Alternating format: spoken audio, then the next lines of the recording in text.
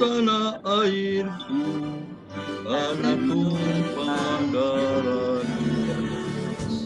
Di sanalah aku berdiri depan Indonesia.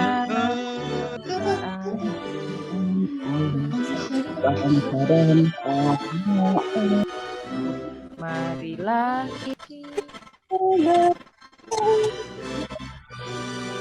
kita bersatu.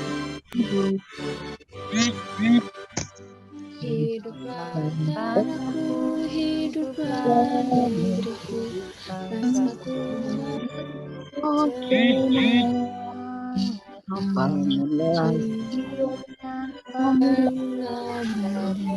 Untuk Indonesia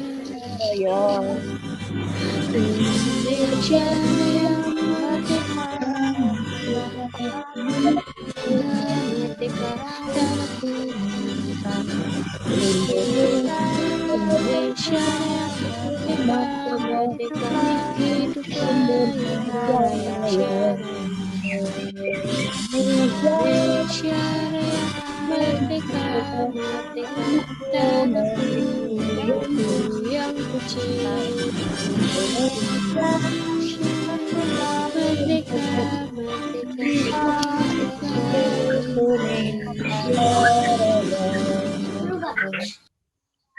Assalamualaikum warahmatullahi wabarakatuh. Waalaikumsalam warahmatullahi wabarakatuh. Nah, kepada yang terhormat Bapak Lurah atau yang mewakili dari Ibu Kelurahan Lurah. Meruya Utara. Ibu Ibu Lurah, Lurah ya. Oh, Ibu Lurah Srengseng hadir loh ya. Bu Lurah Srengseng, kemudian Hadir, Pak. dan tim ya selamat pagi Bu Lurah. Alhamdulillah bisa berkumpul kita pagi ini.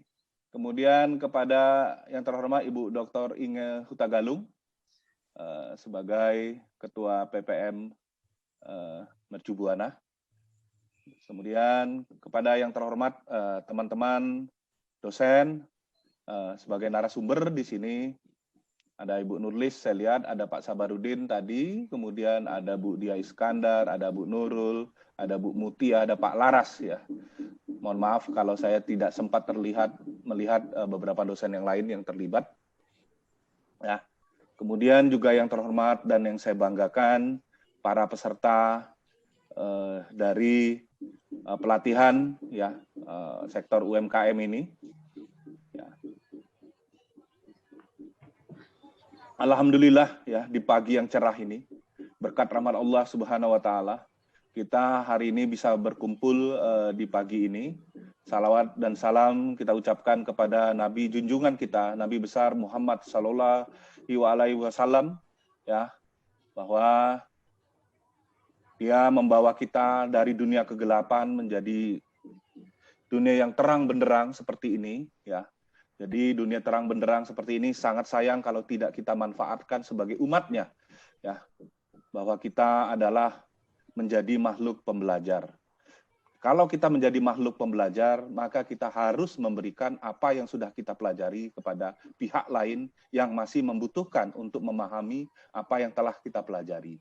Ya, termasuk dalam hal itu kaitannya dengan implementasi PPM hari ini. Ya, saya sangat senang, sangat membanggakan bagi saya bahwa kita Universitas Mercu Buana selalu memberikan pelatihan kepada masyarakat sekitar kita. Ya, itu yang utama ya, karena ya baik sih memberi pelatihan, memberi ini di tempat-tempat jauh, tapi kalau di sekitaran kita tidak memberi pelatihan, itu juga tidak baik, sangat-sangat tidak baik. Ya, kita bertanggung jawab kepada masyarakat di sekitar kita, memberikan pemahaman dan sebagainya. Kemarin PPM tentang keberlangsungan, ya, yang sedikit agak saya soroti, ya, untuk saat ini dan ke depan akan lebih baik kita menggunakan istilah keberlanjutan. Ya, Sustainability Development Goal. Ya. Kenapa keberlanjutan? Karena ada 3 pihak yang terlibat terkait dengan dunia bisnis. Yang pertama adalah people, masyarakat. Yang kedua adalah masyarakat itu termasuk yang punya perusahaan itu sendiri ya, dan lingkungannya. Yang kedua adalah planet. Planet itu adalah sumber daya. Sumber daya ini termasuk sumber daya alam ya, di perut bumi maupun di atas perut bumi. Nah, yang ketiga adalah profit. Ya, jadi perusahaan dalam berbisnis jangan orientasinya hanya profit. Jangan orientasinya hanya profit. Artinya apa? Artinya lingkungan itu menjadi bagian penting dalam berbisnis. Nah, di sini aspek sosial harus kita pikirkan. Ya, lingkungan itu apa? Society yang berada di sekitar perusahaan, termasuk UMKM sekalipun. Ya, banyak perusahaan-perusahaan tahu yang ada di perkotaan. Ya, yang ada di perkotaan, daerah Sunter itu banyak tuh, saya nggak tahu di Kembangan. Wah, itu industri tahu itu UMKM. Dia punya dampak nggak kepada lingkungan? Besar sekali kalau amdalnya tidak dibenahi. Besar sekali dampaknya. Industri tahu itu airnya mengalir itu bau. Mempengaruhi air tanah dan sebagainya. Nah, industri-industri seperti ini perlu bagaimana mereka diajarkan. Ya, diajarkan, memberikan pemahaman bahwa Anda boleh mendapatkan profit yang besar-besar-besarnya, tetapi Anda harus lingkungan di sekitar Anda. Apa dampaknya terhadap lingkungan itu sendiri? Kalau Anda tidak mendengarkan apa yang berdampak pada society, masyarakat di sekitar Anda, pada satu titik nanti masyarakat di sekitar Anda akan marah, maka perusahaan Anda akan bisa tutup. Artinya apa ini? Artinya ya, perusahaan itu diharapkan mengerti bahwa dia hidup di tengah masyarakat. Jangan hanya orientasinya profit. People itu penting gitu loh. Ya, people itu penting gitu loh. Nah, seperti itu loh. Nah, supaya mereka memahami people ya dan mendapatkan profit yang baik, nah ini harus dijaga keseimbangannya. Ya, harus dijaga keseimbangan. Bagaimana cara menjaga keseimbangan ini? Maka diperlukan tata kelola. Diperlukan tata kelola bagi UMKM itu. Nah, tata kelola seperti apa? Ya, good governance. Ya, good governance itu adalah tata kelola yang baik, bagaimana orientasinya bukan hanya profit, ya, bukan hanya keuntungan dia sendiri, tapi dia bisa mensejahterakan lingkungan yang berada di sekitarnya dan mensejahterakan negara juga. Negara dalam hal ini apa? Pajak yang dibayar. Ya, pajak yang dibayar. Nah, ini yang kita ingin nanti diuraikan oleh beberapa narasumber kita. Ya, semoga nanti para UMKM memahami ini.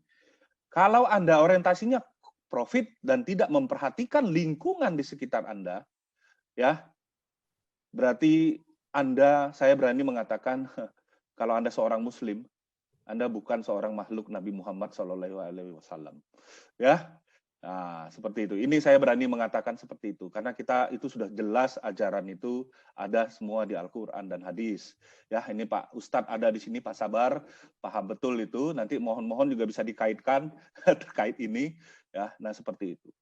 Ya, karena kita harus bersumber dari ajaran sesuai dengan agama kita. Ya, jadi profit itu tidak hal yang utama lagi dikejar. Jadi kita juga aspek sosial masyarakat itu penting. Apalagi di sini ada Bu Lurah, mungkin nanti Bu Lurah bisa juga melakukan sosialisasi.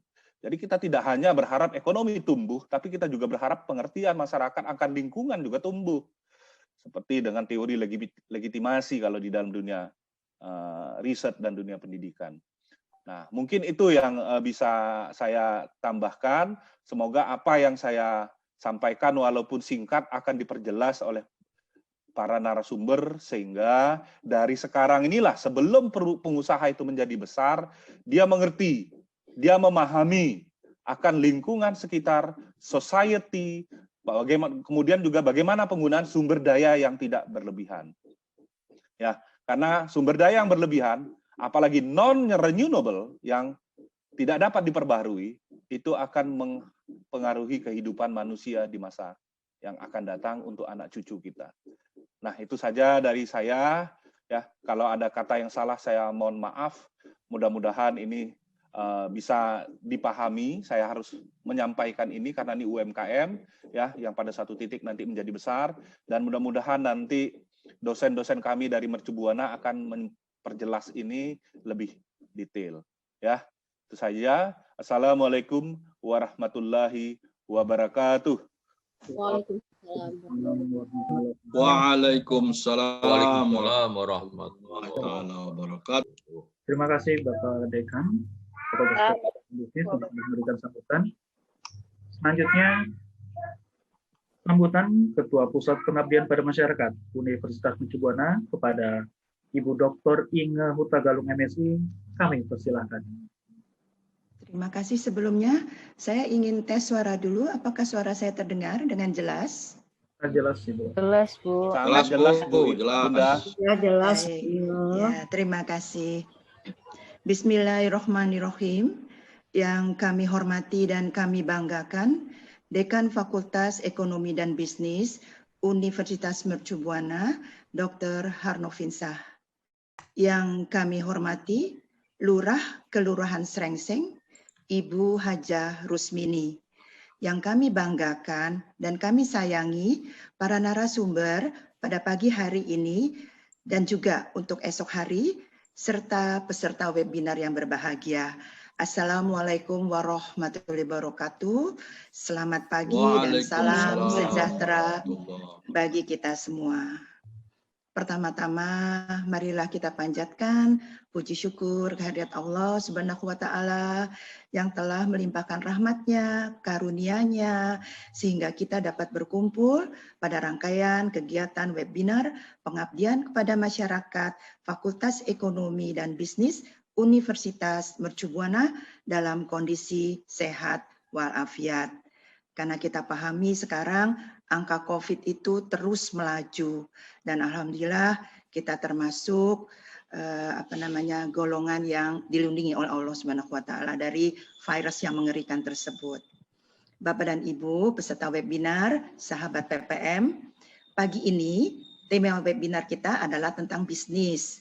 Dalam ilmu ekonomi, bisnis adalah sebuah organisasi yang menjual barang atau jasa kepada konsumen atau bisnis lainnya untuk mendapatkan laba. Sebagaimana disampaikan tadi dengan sangat baik oleh Bapak Dekan, tentunya laba yang dihasilkan bukan hanya untuk kepentingan penjual, produsen, tapi juga laba yang bisa memberikan manfaat bagi lingkungan dan juga bagi negara. Sebagaimana kita pahami, gerak organisasi tentunya perlu dipertahankan dan perlu ditingkatkan keberlangsungannya. Salah satu cara untuk mempertahankan kelangsungan bisnis adalah dengan memperkecil efek yang mengganggu pada operasional itu sendiri dan mengurangi risiko kerugian keuangan serta meningkatkan kemampuan organisasi dalam proses pemulihan.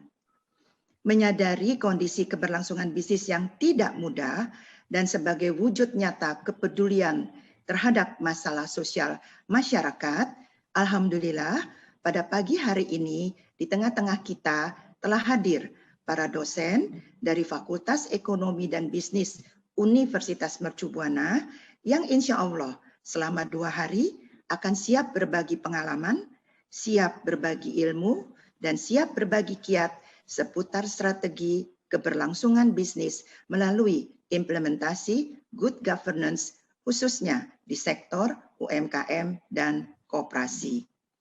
Bapak dan Ibu, peserta webinar yang berbahagia, izinkanlah kami menghaturkan ucapan selamat dan penghargaan kepada panitia pelaksana webinar atas prakarsanya mengkoordinir dan melaksanakan webinar seri PPM ini.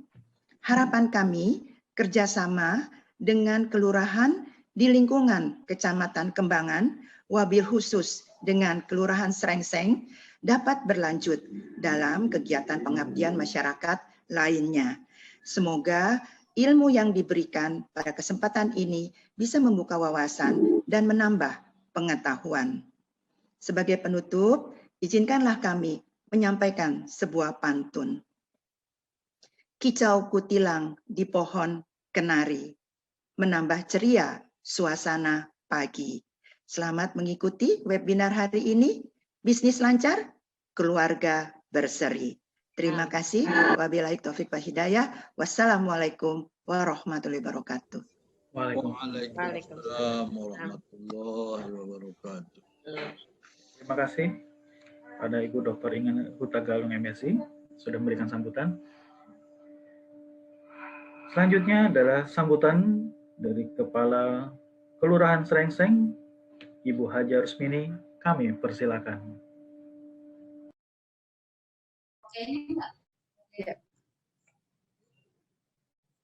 Terima kasih kepada Bapak Panitia.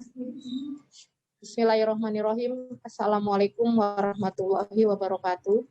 Waalaikumsalam warahmatullahi wabarakatuh. Salam sehat dan sejahtera buat kita semua. Yang saya hormati Bapak Dekan Universitas Mercu Buana, Bapak Dr. Harno Finsah CA. Yang saya hormati juga Kepala Pusat Pengabdian Masyarakat Kampus Mercu Buana, Ibu Inge Hutagalung MSI. Lalu panitia penyelenggara webinar ini yang terdiri dari para dosen dan dari Mercu Buana. Yang saya hormati juga Lurah Meruya Selatan, sahabat saya. Lalu Bapak Ibu pembicara dan para peserta webinar yang saya banggakan. Alhamdulillah wa syukurillah pada pagi ini hari Rabu tanggal 3 Februari 2021 kita masih dapat bersilaturahmi melalui virtual, yaitu kegiatan pengabdian masyarakat ilmu manajemen dan akuntansi 2020-2021 dengan tema keberlanjutan bisnis melalui implementasi good governance di sektor UMKM dan koperasi.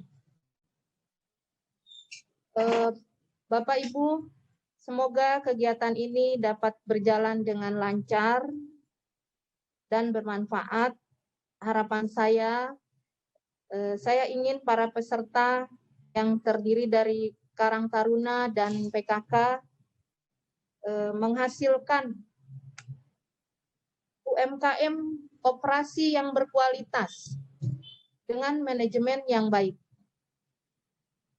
Selain itu, saya juga ingin setelah menghasilkan sesuatu merupakan kebanggaan menjadi warga Kelurahan Srengseng, Meruya Selatan, khususnya Kecamatan Kembangan. Saya ingin juga menjadi warga yang lebih maju ke depannya. Ikuti terus pelatihan ini hingga selesai, gunakan kesempatan ini dengan baik. Saya kira itu saja yang dapat saya sampaikan. Jaga kesehatan karena sampai saat ini COVID-19 belum mengalami penurunan. Waspadai juga dengan DPD. Saya akhiri, izin saya mohon maaf karena saya ada acara di Wali Kota, rapat aset. Saya undur diri lebih dahulu. Saya akhiri, wassalamualaikum warahmatullahi wabarakatuh. Waalaikumsalam. Waalaikumsalam warahmatullahi wabarakatuh. Terima kasih Bu Lurah. Terima kasih banyak atas sambutannya Ibu Kepala Kelurahan Srengseng, Ibu Haja Rusmini. Selanjutnya, sebelum kita mulai, kita foto bersama terlebih dahulu kepada Bapak Ibu yang sudah hadir. Mohon dibuka kameranya. Ya. Baik, Mas Adit, Mas Ridwan, bisa ya? Buka kamera. Dek. Ada sekitar 124 peserta. Mohon dibuka kameranya. Oke, Mas Adit silakan.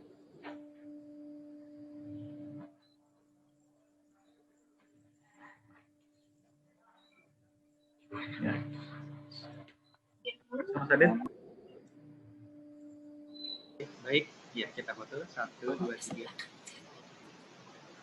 Oke, slide 2. 1, 2, 3. Oke, ke slide 3. 1, 2, 3. Oke, slide 4. 1, 2, 3. Oke, slide 5. 1, 2, 3. Oke. Oke, baik sudah Pak Didi. Baik. Terima kasih, Mas Adit. Baik. Selanjutnya pemaparan materi webinar series. Di sini saya sudah bagi berdasarkan background dan B. Untuk pembicara room A di sini itu tema WhatsApp bisnis untuk UMKM, Bapak Muhammad Laras SMM AKCA. Lalu dilanjutkan oleh perencanaan keuangan Ibu Dr. Anda Nulis AKMSI CA, Financial Technology Ibu Diavin Iskandar SEMSI, Manajemen Keuangan dan Investasi Bapak Iwan Firdaus Eskom MM. Itu di room A. Dan di room B ada dengan tema Tata Kelola Koperasi yang akan disampaikan Ibu Rona Tumiur Mauli Caroline SEMM. Akuntansi untuk koperasi Bapak Haji Sabarudin Muslim SEMSI. Pencatatan dengan smartphone Ibu Nurul Hidayah SEAKMSI CA. Dan terakhir ada pembukuan dasar menghitung pajak Dr. Anda Mutiah MSI. Baik, Bapak Ibu, kita lanjutkan lagi untuk pemateri yang keempat mengenai pembukuan untuk menciptakan UMKM tertib dalam pelaporan keuangan sebagai dasar untuk menghitung pajak yang akan dibawakan oleh Dr. Anda Mutia MSI. Waktu dan tempat dipersilahkan Ibu Mutia. Sudah siap-siap Ibu? Assalamualaikum warahmatullahi wabarakatuh. Yang terhormat Ibu Lurah Srengseng, Ibu Hajah Rusmini, yang terhormat Bapak-bapak, Ibu-ibu pelaku UMKM, mahasiswa-mahasiswi yang saya sayangi. Salam sejahtera. Saya sangat senang hari ini mendapatkan kesempatan untuk presentasi secara daring di hadapan Bapak Ibu sekalian. Dalam waktu 30 menit ke depan, saya akan menjelaskan kepada Bapak-bapak, Ibu-ibu tentang pembukuan sederhana untuk menciptakan UMKM tertib dalam pelaporan keuangan sebagai dasar untuk menghitung pajak. Pertama, saya sendiri, Mutia, anggota pertama, M. Laras Widianto, anggota kedua, Rona Tumiur Mauli Caroline. Tadi Bu Nurul sudah menyampaikan bahwa masih banyak pelaku usaha mikro kecil menengah yang tidak mengetahui pembukuan laporan keuangan, padahal laporan keuangan adalah salah satu indikator kinerja usaha. Itu salah satu alasan kenapa UMKM, para pelaku UMKM itu tidak melakukan pembukuan. Saya kira tidak hanya karena belum mengetahui, tetapi saya kira itu pada umumnya para pelaku UMKM lebih banyak fokus ke hal kualitas produk, kemudian masalah bagaimana memasarkan produk, Kemudian bagaimana meningkatkan jumlah produk dan lain sebagainya. Seringkali para pelaku UMKM karena kesibukannya, kemudian ditambah lagi karena merasa kurang memahami akuntansi, sehingga tidak tahu seluk-beluk akuntansi. Kemudian seringkali para pelaku UMKM merasa bahwa pencatatan akuntansi itu ribet, mengeluarkan biaya cukup banyak. Kemudian ujung-ujungnya begini sajalah. Yang penting dapur masih ngebul. Hal ini tidak selamanya dibenarkan. Ya.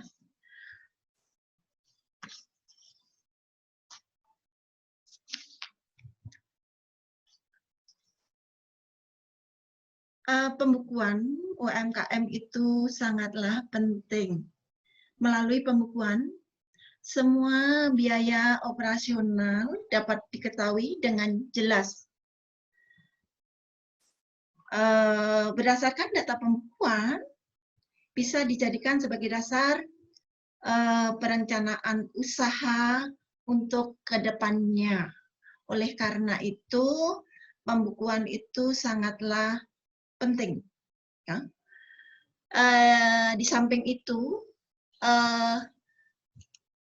pembukuan bisa dipakai sebagai dasar untuk menghitung pajak. Pada saat ini, menurut aturan pajak, wajib pajak baik orang pribadi maupun badan, orang pribadi yang bagaimana? Orang pribadi yang melakukan kegiatan usaha atau pekerjaan bebas, sebagaimana diatur di dalam Undang-Undang KUP pasal 28 ayat 1, bahwa wajib pajak orang pribadi yang melakukan pekerjaan bebas, melakukan kegiatan usaha, dan wajib pajak badan wajib menyelenggarakan pembukuan. Sementara di pasal 28 ayat 2, wajib pajak yang dikecualikan dari kewajiban menyelenggarakan pembukuan sebagaimana yang dimaksud pada ayat 1, tetapi wajib melakukan pencatatan. Wajib pajak orang pribadi yang melakukan kegiatan usaha atau pekerjaan bebas sesuai perundang-undangan perpajakan diperbolehkan menghitung penghasilan neto dengan menggunakan norma penghitungan penghasilan neto yang biasa disebut NPPN.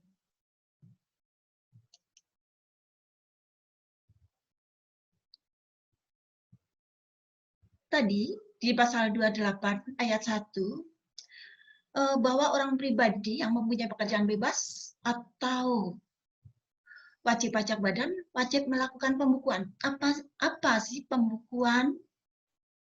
Ya.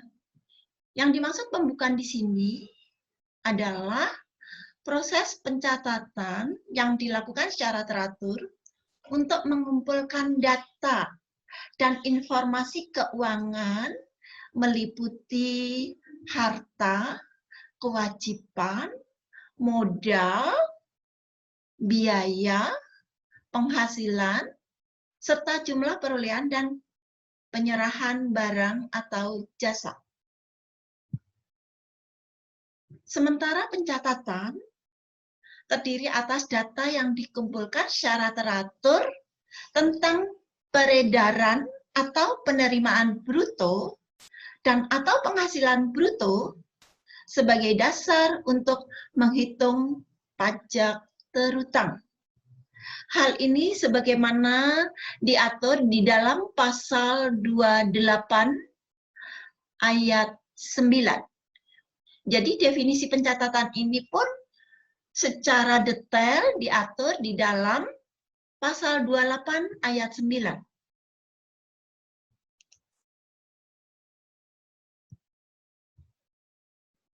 Nah, kemudian terkait pembukuan, dengan adanya kita melakukan pembukuan, endingnya untuk apa sih kok kita harus melakukan pembukuan? Dari catatan pembukuan, kita bisa mengetahui apakah usaha kita laba atau rugi. Dari perhitungan, dari pencatatan-pencatatan yang ada di pembukuan, bisa kita sebagai dasar untuk menentukan kebijakan yang akan datang. Di samping itu, ending dari pembukuan adalah untuk menghitung pajak. Sebenarnya apa sih pajak? Yang dimaksud pajak menurut Rahmat Sumitro itu iuran rakyat kepada kas negara berdasarkan undang-undang. Karena berdasarkan undang-undang, maka hal ini dapat dipaksakan. Begitu kita membayar, kita tidak mendapat imbalan secara langsung atau yang biasa disebut kontraprestasi yang langsung dapat ditunjukkan dan digunakan untuk membiayai pengeluaran-pengeluaran rutin negara. Jadi misalkan aja begini, kita membayar pajak. Begitu kita membayar lewat bank yang ditunjuk oleh pemerintah, yang biasa disebut bank persepsi, begitu uang sudah kita serahkan ke kasir, kita itu tidak dapat imbalan apa-apa dari pemerintah. Langsung begitu bayar, udah selesai, uang dicek oleh kasir, sudah sesuai dengan bukti yang sudah kita tulis atau belum. Kalau sudah selesai, kasir akan paraf yang disebut divalidasi, kemudian stempel. Setelah itu kita pulang. Jadi kita nggak dapat apa-apa. Berbeda kita kalau kita belanja ke mall, ya. Misalkan aja kita belanja ke Ramayana. Begitu kita bayar, kita dapat barang.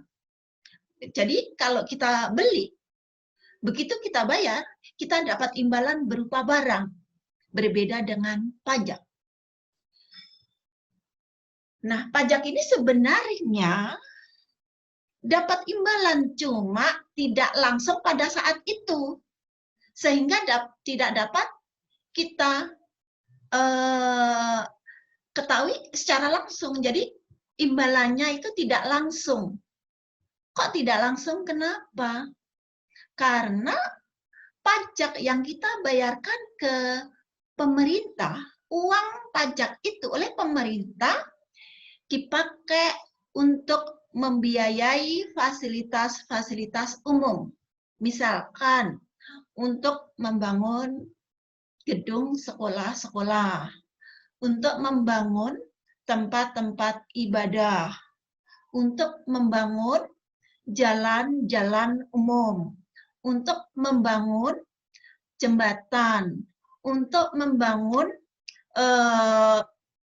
fasilitas-fasilitas umum, misalkan aja rumah sakit, kemudian bendungan, dan lain sebagainya. Nah, di dalam pajak ada 3 istilah yang sangat terkait, yaitu istilah subjek, objek, wajib pajak. Apa sih yang dimaksud subjek? subjek pajak. Subjek itu siapa? Siapa sih yang harus membayar pajak? Siapa calon pembayar pajak? Subjek pajak adalah person atau orang pribadi dan badan yang dituju oleh undang-undang untuk dikenain pajak.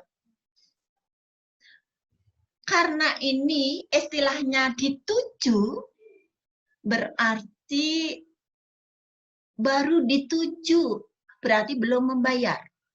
Belum membayar pajak. Istilahnya, bahasa kita sehari-hari itu calon pembayar pajak. Subjek itu berarti calon pembayar pajak. Berarti belum membayar pajak, baru calon. Kemudian, apa itu objek? Objek itu sasaran yang dikenain pajak. Sasarannya. Secara teori, objek pajak adalah sumber penghasilan atau pendapatan yang dikenain pajak. Jadi objek pajak itu sasaran yang dikenain pajak. Apa sih yang dikenain pajak? Penghasilan. Jadi misalkan aja saya dapat gaji. Berarti gaji saya itu dianggap sebagai penghasilan. Penghasilan berupa gaji. Gaji itulah yang dimaksud objek pajak. Sasaran yang dikenain pajak. Kemudian wajib pajak. Apa yang dimaksud wajib pajak? Wajib pajak adalah orang pribadi atau badan yang menurut ketentuan perundang-undangan perpajakan ditentukan untuk melakukan kewajiban perpajakan. Jadi ini istilah-istilah yang sangat erat hubungannya dengan pajak. Ada subjek, ada objek, ada wajib pajak. Contoh, misalkan aja, mahasiswa. Misalkan aja mahasiswa itu selain mahasiswa, dia pure mahasiswa. Jadi selain mahasiswa belum punya pekerjaan, jadi status itu hanya mahasiswa aja. Mahasiswa. Sebenarnya mahasiswa itu kalau di istilah perpajakan terkait subjek, objek, wajib pajak. Di dalam istilah pajak, subjek, siapa? Berarti siapa? Apakah mahasiswa sebagai subjek? Siapa? Siapa subjek? Bisa orang pribadi, bisa badan. Berarti mahasiswa ini sebagai subjek, yaitu orang pribadi. Orang pribadi yang bagaimana? Yang dituju undang-undang untuk membayar pajak. Berarti calon pembayar pajak. Apakah pada diri mahasiswa ada objek, ada penghasilan? Tidak. Karena mahasiswa belum bekerja. Berarti belum pada diri mahasiswa belum ada penghasilan. Sehingga mahasiswa itu disebut subjek. Berbeda dengan saya. Misalkan aja, saya kerja. Saya ngajar. Berarti saya mendapatkan gaji. Ya. Pada diri saya, apakah pada diri saya, apakah saya bisa disebut sebagai subjek? Apakah saya calon pembayar pajak? Iya. Kemudian, pada diri saya, apakah terdapat objek? Iya. Apanya yang dimaksud objek? Gajinya. Gaji itulah yang dikenain pajak. Karena pada diri saya terdapat dua unsur, ada subjek, ada objek, berarti status saya bukan subjek, bukan objek, tetapi sudah menjadi wajib pajak. Kenapa kok saya disebut wajib pajak? Karena sudah memenuhi dua unsur, ada subjek, ada objek.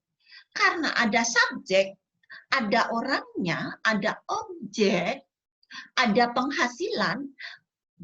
Penghasilan itulah yang dikenai pajak, maka saya wajib membayar pajak.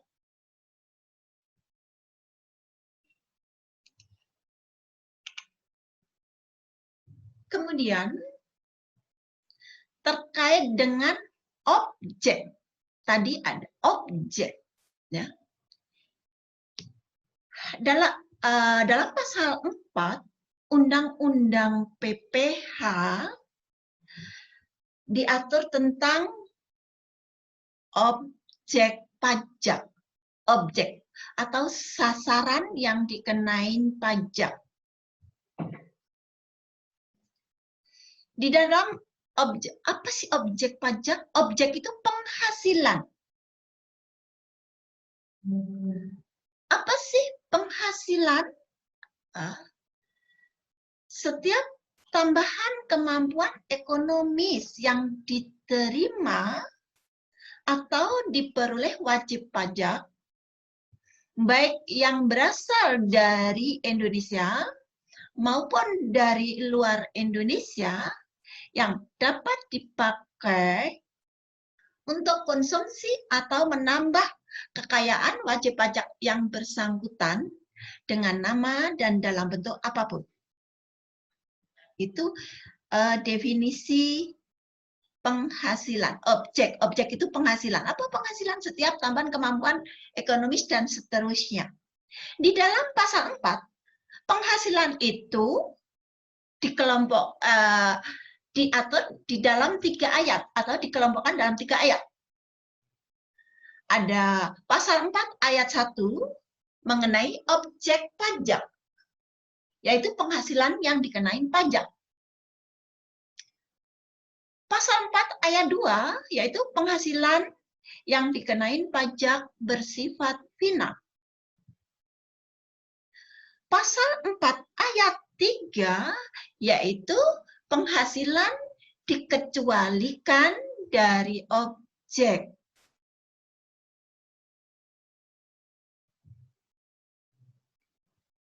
Kemudian membahas tentang objek. Objek pajak pasal 4 ayat 1. Di dalam pasal 4 ayat 1, penghasilan-penghasilan apa sih? Penghasilan-penghasilan apa aja yang dikenain pajak? Contohnya penghasilan apa? Yaitu penghasilan berupa penggantian atau imbalan berkenaan dengan pekerjaan atau jasa yang diterima atau diperoleh, termasuk gaji, upah, tunjangan, honor, komisi, bonus, gratifikasi, uang pensiun, dan lain sebagainya. Intinya, pada huruf A, imbalan berkenaan dengan pekerjaan. Kalau kita bekerja, berarti kita akan dapat imbalan. Imbalan yang rutin yang diterima setiap bulan, contohnya gaji atau upah. Gaji itu untuk pegawai tetap, upah itu untuk pegawai tidak tetap. Selain gaji, upah, untuk pegawai tetap, ada tunjangan, ada THR, ada bonus, dan lain sebagainya. Kemudian, B, penghasilan apa yang termasuk objek yang dikenain pajak pada akhir tahun, pada saat penghitungan pajak akhir tahun? Hadiah dari undian atau pekerjaan atau kegiatan dan penghargaan. Ya. Intinya hadiah undian. C, laba usaha. Nah, laba usaha misalkan aja bapak-bapak, ibu-ibu. Kalau bapak-bapak, ibu-ibu punya usaha, ya, dari hasil usaha bapak-bapak, ibu-ibu, itu masuknya ke huruf C ini, yaitu laba usaha. Kemudian D, keuntungan karena penjualan atau karena pengalian harta. Jadi kalau bapak-bapak, ibu-ibu punya usaha, kemudian ada aset, misalkan aja kendaraan. Kendaraan itu biasanya dipakai untuk ngangkut barang dagangan. Kemudian kendaraan yang bapak miliki atau ibu miliki seringkali masuk bengkel. Karena seringkali masuk bengkel berarti ongkos, kemudian kendaraan itu dijual. Nah, kemudian setelah kendaraan dijual, ternyata bapak ibu dapat keuntungan. Misalkan aja harga perolehan, harga belinya kendaraan 175. Sudah dipakai selama 3 tahun, misalkan aja susut selama 3 tahun, susut 25. Berarti harga kendaraan setelah dipakai 3 tahun nilainya tinggal 150. Kemudian dijual. Ternyata lakunya bukan 150, tetapi 155. Berarti ada keuntungan 5 juta. Berarti keuntungan 5 juta itu merupakan penghasilan huruf D ini. Kemudian E, penerimaan kembali pembayaran pajak. F, bunga termasuk premium, diskonto, dan imbalan karena jaminan pengembalian utang. G, dividen. H, royalti. I, sewa. Contoh, ibu punya usaha, ya, usaha misalkan aja mebel. Kemudian kendaraan, tiba-tiba ada tetangga nyewa, kemudian dapat uang sewa. Padahal usaha utamanya mebel, dapat uang sewa kendaraan yang biasa pakai ngangkut mebel.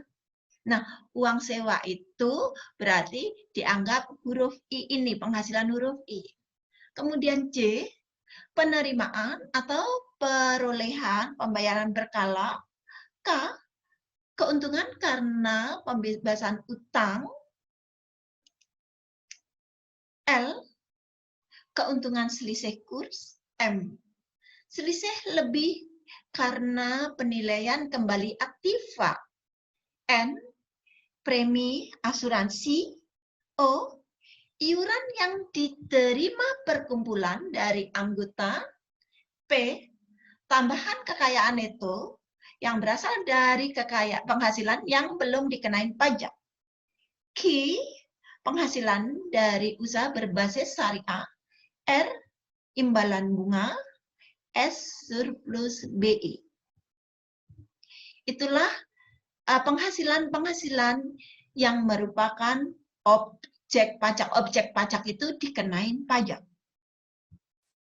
Kemudian kelompok kedua atau ayat 2, pasal 4 ayat 2, penghasilan yang dikenai pajak bersifat final. Apa aja sih penghasilan yang dikenai pajak bersifat final? Yaitu ada huruf A sampai dengan E. A, penghasilan berupa bunga deposito, tabungan lainnya, bunga obligasi, surat utang negara, bunga simpanan yang dibayarkan oleh koperasi kepada anggota koperasi orang pribadi.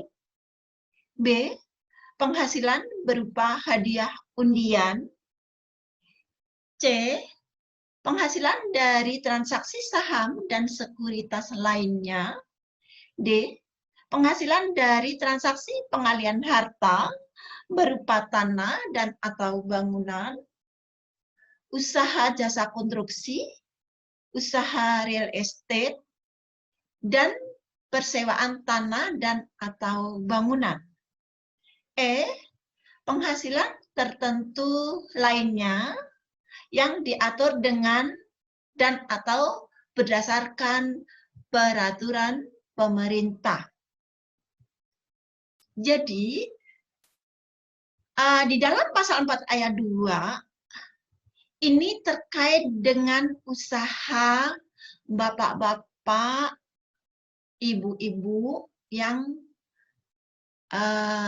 dilakukan saat ini. Di sini penghasilan yang Bapak Ibu terima itu masuk penghasilan pasal 4 ayat 2 huruf E, yaitu diatur dengan peraturan pemerintah. Penghasilan tertentu lainnya. Peraturan pemerintah yaitu 2013 itu peraturan pemerintah nomor 46 tahun 2013. Kemudian peraturan pemerintah itu diganti dengan peraturan pemerintah nomor 23 tahun 2018 yang efektif mulai diberlakukan per 1 Juli. Pasal 4 ayat 3 yaitu penghasilan yang dikecualikan dari objek. Apa aja penghasilan apa aja yang termasuk penghasilan pasal 4 ayat 3? A1, bantuan atau sumbangan. A2, harta hibahan. B, warisan. C, harta termasuk setoran tunai sebagai pengganti saham. D, penggantian atau imbalan sehubungan dengan pekerjaan atau jasa yang diterima atau diperoleh dalam bentuk natura dan atau kenikmatan. Apa itu natura? Imbalan yang kita terima dalam bentuk barang. Misalkan aja, saya karyawati, selain gaji, misalkan aja dapat sembako. Nah, sembako yang saya terima itu disebut natura. Apa itu kenikmatan? Misalkan aja pada akhir tahun, perusahaan mengadakan rekreasi. Nah, biaya-biaya yang dikeluarkan perusahaan terkait rekreasi karyawan itu disebut imbalan yang diterima dalam bentuk kenikmatan. Oke, selanjutnya huruf E, pembayaran dari perusahaan asuransi kepada orang pribadi. Kemudian F, dividen atau bagian laba yang diterima atau diperoleh PT sebagai WP dalam negeri, koperasi, badan usaha milik negara, dan lain sebagainya. Kemudian G, iuran yang diterima atau diperoleh dana pensiun yang pendiriannya telah disahkan oleh Menteri Keuangan. H, penghasilan dari modal yang ditanam oleh dana pensiun. I, bagian laba yang diterima atau diperoleh anggota dari perseroan komanditer. J, dihapus. K, penghasilan yang diterima atau diperoleh perusahaan modal Ventura berupa bagian laba dari badan pasangan usaha yang didirikan dan menjalankan usaha di Indonesia. L, beasiswa. M, sisa lebih yang diterima atau diperoleh badan atau lembaga nirlaba. N, bantuan atau santunan yang dibayarkan oleh badan penyelenggara jaminan sosial kepada wajib pajak tertentu. Inilah penghasilan-penghasilan yang ada di dalam pasal 4 ayat 3. Jadi tadi di dalam pasal 4 itu ada ayat 1 itu penghasilan objek, ayat 2 penghasilan yang dikenain pajak final, ayat 3 penghasilan yang tidak termasuk objek, tidak dikenain pajak. Nah, terkait penghasilan UMKM itu masuk ke pasal 4 ayat 2, tepatnya di huruf E. Diatur dengan peraturan pemerintah. Peraturan pelaksanaan pajak tadi terkait dengan pasal 4 ayat 2 huruf E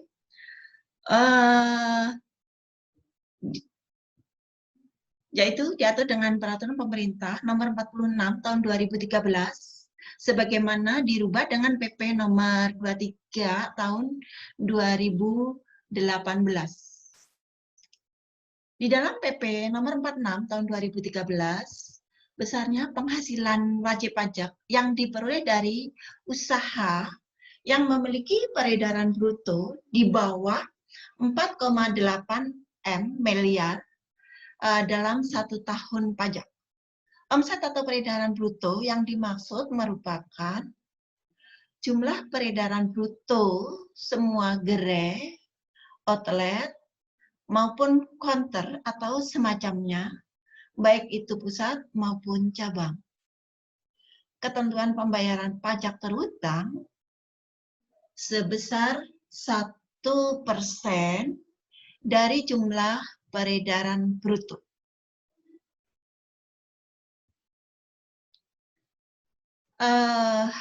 Pemerintah menurunkan tarif, ya.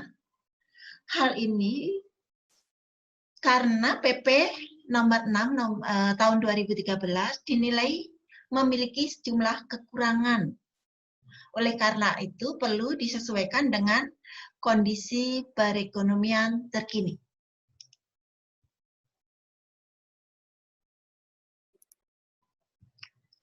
Perubahan mengenai tarif PPh final berdasarkan PP nomor 46 2013 ya, yaitu semula 1% dirubah dengan PP nomor 23 2018 menjadi 0,5%. Tarif PPh final tersebut bersifat opsional.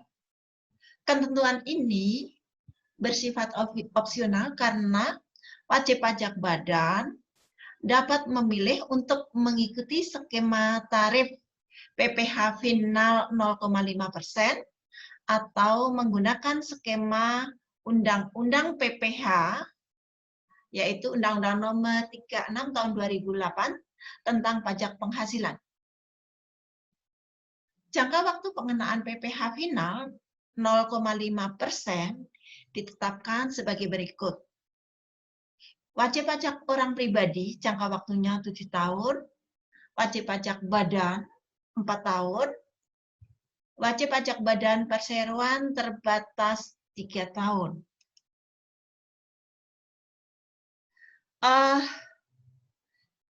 Bagaimana aplikasi tadi bahwa tadi sudah saya sampaikan di dalam pasal 28 bahwa wajib pajak orang pribadi atau badan wajib melakukan pembukuan. Jika tidak melakukan pembukuan, wajib melakukan pencatatan. Ya. Kemudian aplikasinya seperti apa? Jadi di sini karena pada umumnya wajib pajak UMKM itu merasa ribet, ya. Jadi untuk pembukuan kita bisa membuat membuat format sendiri, tidak harus begini begitu. Kita membuat format sesuai dengan kondisi usaha kita, supaya kita itu mudah melakukan pencatatan. Misalkan aja, kita mencatat penjualan pembelian, misalkan. Langsung aja kita buat form. Misalkan aja kita dalam form ini ada tanggal, keterangan, penjualan tunai, penjualan kredit. Misalkan aja selama bulan Januari, penjualan selama bulan Januari, transaksi dari 1 Januari sampai dengan 31 Januari, total transaksi 271.500. Kemudian penjualan kredit selama bulan Januari total 78.500. Jadi total penjualan secara tunai 271.500, kredit 78.500, jadi total 350. Nah, berapa pajak yang harus dibayar? Omset bulan Januari 350, tarif berdasarkan PP nomor 23 0,5% dikali penjualan, yaitu 350. Berarti untuk bulan Januari pajak terutang pajak yang harus dibayar adalah 1.750.000. Kemudian misalkan aja bulan Februari. Selama bulan Februari penjualan total 250 secara tunai. Secara kredit total 30. Jadi penjualan tunai 250, penjualan kredit 30, total penjualan selama bulan Januari 280. Maka PPh terutang 0,5% dikali 280, pajak terutangnya 1.400.000. Kemudian pembelian. Pembelian selama bulan Januari, misalkan aja ada pembelian tunai, ada pembelian kredit. Pembelian tunai bulan Januari total 340, pembelian kredit 65. Jadi total pembelian selama bulan Januari 405 juta.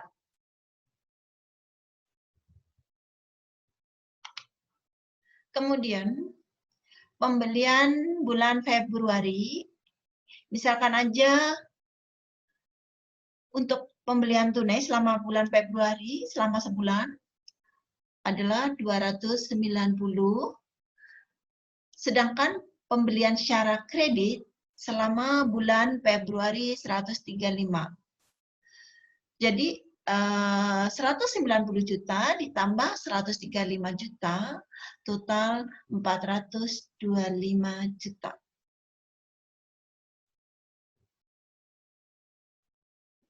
Nah, kemudian penjualan itu bisa kita rekap, dibuatkan catatan rekapitulasi bulan Januari total sekian 350 dengan tarif pajak 0,5, berarti di bulan Januari pajak yang sudah kita bayar 1.750.000, bulan Februari penjualan total 280 baik tunai maupun kredit, tarif pajak 0,5%, total 1.400.000, dan seterusnya sampai dengan Desember total penjualan adalah 4M315 juta.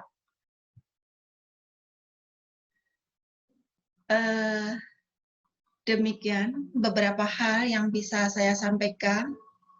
Sebelumnya saya mohon maaf yang sebesar-besarnya kepada bapak-bapak, ibu-ibu apabila dalam penyampaian ada kesalahan. Demikian. Dan jika ada pertanyaan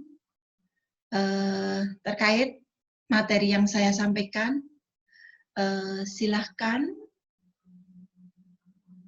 Baik Bu Mutia, terima kasih untuk presentasinya. Ibu Mutia sangat membantu sekali bagi para pelaku UMKM. Bapak Ibu, silakan bagi yang ingin bertanya, 2 orang penanya, disilahkan Ibu-ibu, Bapak-bapak. Selamat siang Ibu, terima kasih atas penjelasannya. Perkenalkan saya Eiffel, mewakili orang tua saya yang berdomisili di Meruya Selatan.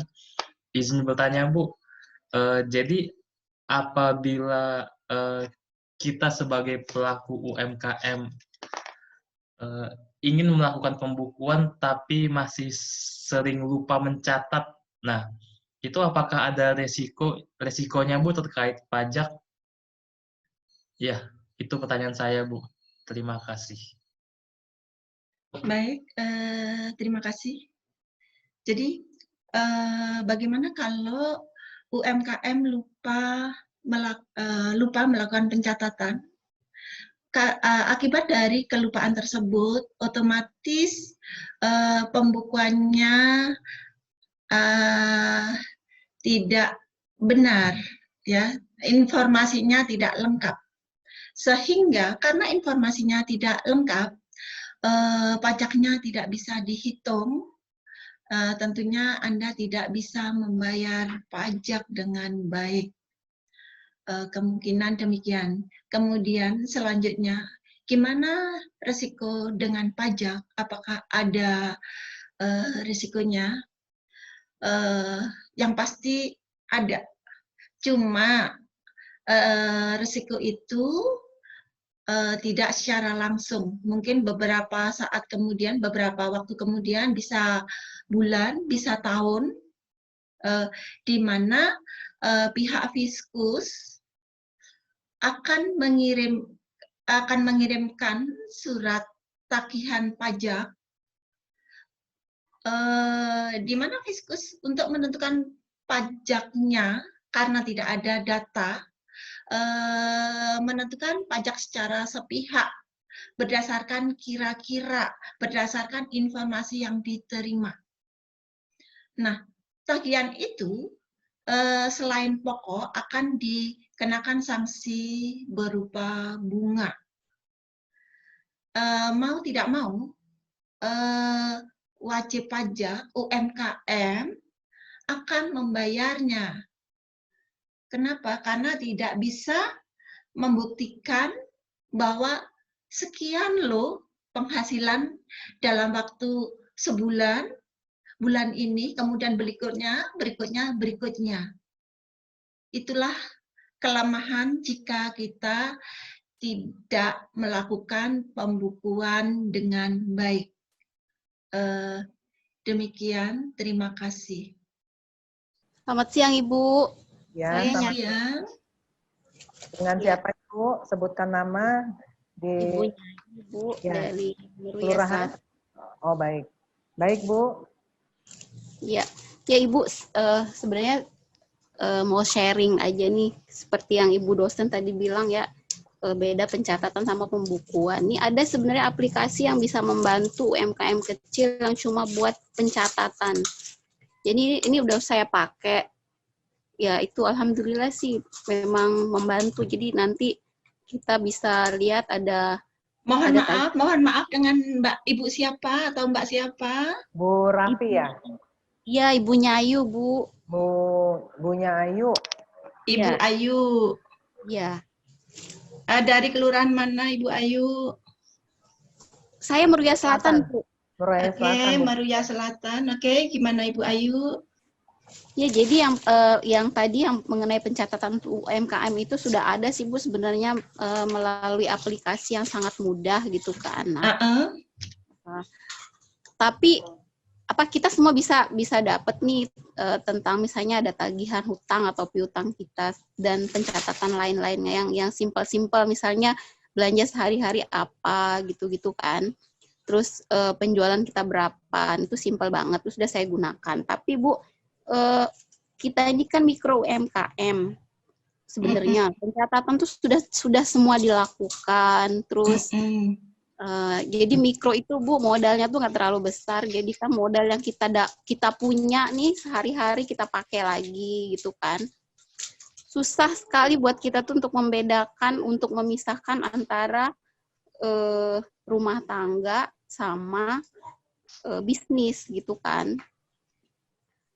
Jadi saya kadang bingung, udah dicatat, terus udah tahu nih untung ruginya, terus giliran misalnya buat bayar pajak gitu kan, saya masih berpikir, atau apakah memang UMKM mikro seperti kami ini tetap harus bayar pajak, sementara tadi kan plafon yang harus bayar pajak itu udah ditetapkan pemerintah gitu Bu.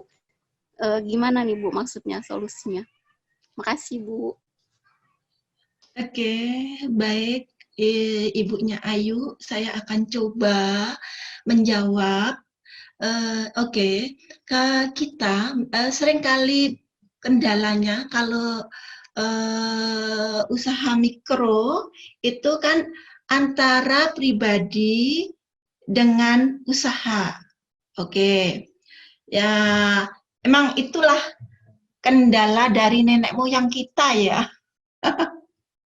Emang ya mungkin kalau usahanya besar mungkin bisa ya, tapi walaupun usaha seringkali di atas 4,8 M juga masih begitu. Itu memang gimana supaya kita itu bisa, itu kan mengingat usahanya kecil gitu loh.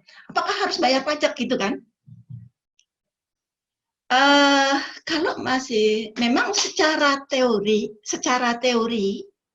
itu harus, kalau memang ibaratnya oke lah pendapatan sekian nyolok banget harus, tapi kalau masih warung kecil-kecilan ya boleh bayar, boleh enggak, itu kan yang kita sampaikan teori, secara teoritis begini loh teoritisnya, tapi realisasi kadang-kadang kalau usaha kecil kadang-kadang uang itu lolos-lolos aja, tapi secara teori, saya membicarakan secara teori, itu kita ibarat kata itu berbagi loh gitu loh.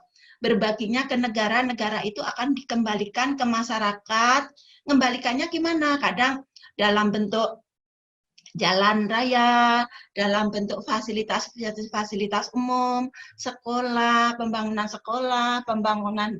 masjid, pembangunan gereja, begitu Bu. Jadi, tapi kalau memang Ibu masih rancu, masih bingung gimana mau bayar pajak, masih campur aduk gitu, ya kembali ke Ibu. Kalau memang udah cukup besar ya cukuplah, tapi sebaiknya kita itu pajak sebaiknya, tapi kalau masih itu ya kembali ke kita lah. Kalau Ibu merasa, oh kan saya masih kecil ini aja masih bingung, masih begini itu.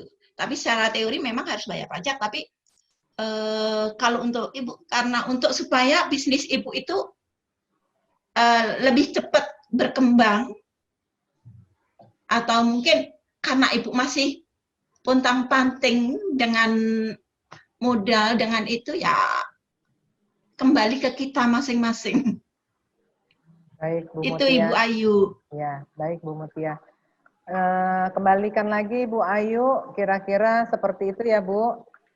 Ya baik Bu, terima kasih. Ada lagi kira-kira satu penanya lagi terakhir. Baik, ini yang berhubungan dengan bagaimana sih, apakah UMKM itu perlu nggak ya membayar pajak gitu ya. Nah, ini memang agak sedikit dilematis ya, Ibu Bapak ya. Jadi sebenarnya kita juga dengan pembayaran pajak kita akan dikembalikan oleh pemerintah melalui fasilitas-fasilitas umum yang kita nikmati juga bersama ya Bapak Ibu. Jadi jangan sampai kalau misalnya usahanya udah besar, misalnya kalau oke deh masih kecil kayaknya kira-kira tadi yang disampaikan Bu Mutia agak susah untuk ini. Oke, nanti kalau misalnya udah agak lancar usahanya silahkan Bapak Ibu untuk berpikir bisa membayar pajak. Ayo, ada yang mau bertanya lagi Bapak Ibu? Silahkan. Mungkin dari, ya mahasiswa? Mahasiswa ada yang mahasiswa nggak sini? Mahasiswa nggak kedengeran suaranya nih. Mahasiswa kemana nih? Oke. Pas waktunya, Bu. Kesimpulan ya. aja, Bu. Kesimpulan aja ya. Baik, waktu. Bagus pertanyaan. Baik, Bapak Ibu, terima kasih. Ini karena mengingat waktu, sebenarnya kita mau agak lama berdiskusi panjang ya. Materi kita hari ini 4 materi ya.